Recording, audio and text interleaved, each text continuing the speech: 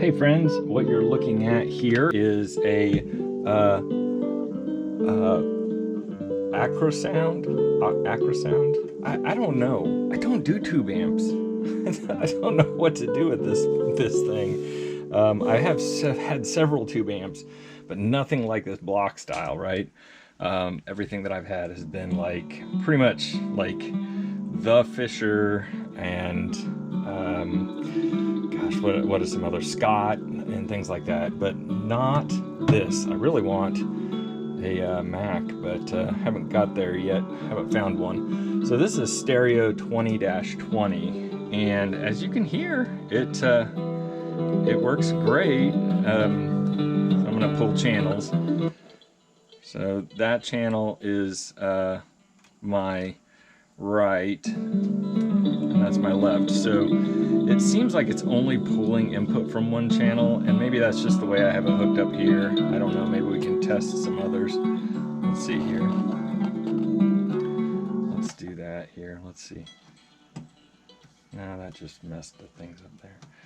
Yeah, it seems like one of the channels might be non-operational, or you know what, this all looks original. Doesn't look like anything has really been much done as far as maintenance. This doesn't seem to be original, I don't think, because when you look at pictures, when you see them, there's three gold blocks, and not sure about this dude here. It is vintage though, and it's shielded, so that's good. So whoever did it recognized that it needed to be a shielded transformer, but it hums like a humdinger.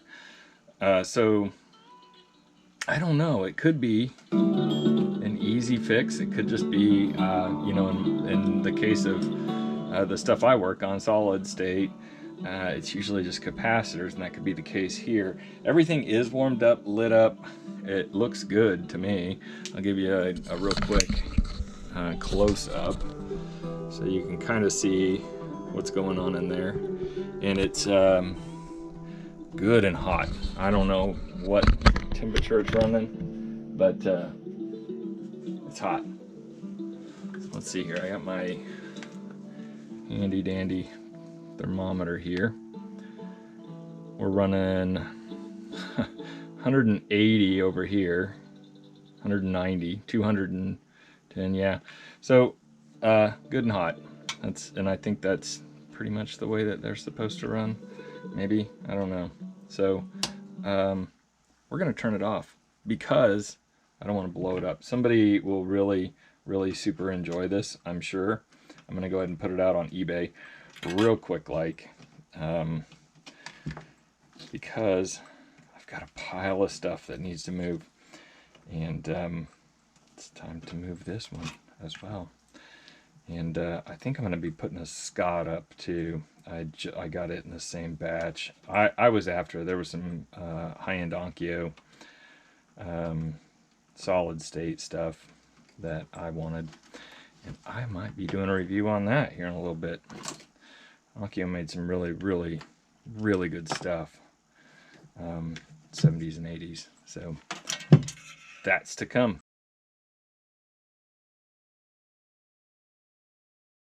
So this is a Type 330D. It was in the same case, and this dude is absolutely the coolest radio dial that I've ever seen.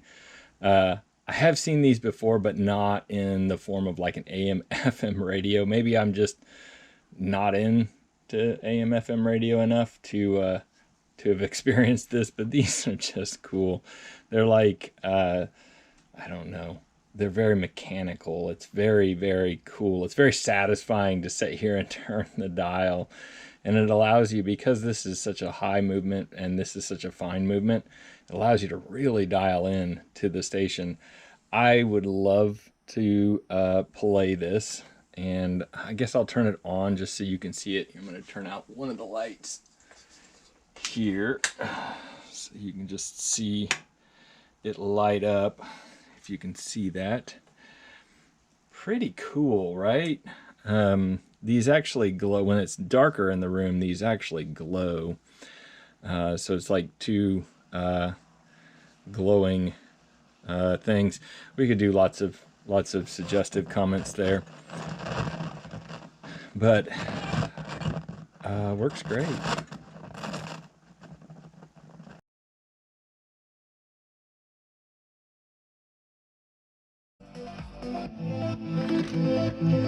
Hey friends, welcome to this glorious preamplifier. This is a tube preamp, and man, I tell you what, this thing is to die for. Killer good sounding, and it's not even been updated. This is all still running on original capacitors, original resistors, original everything.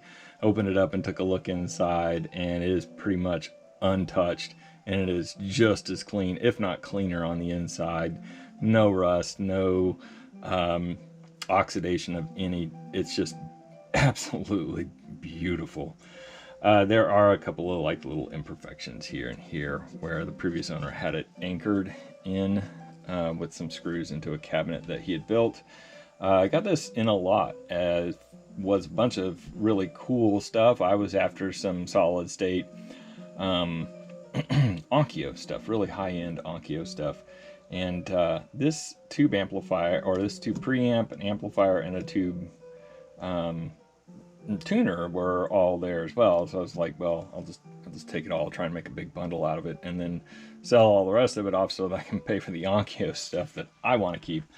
All right, so pretty cool dude here. It's a Type 130 or 130, whatever, stereo preamplifier by Scott Stereo Master, and I think this is a late 50s, early 60s. I can't recall exactly. I read a little bit of it.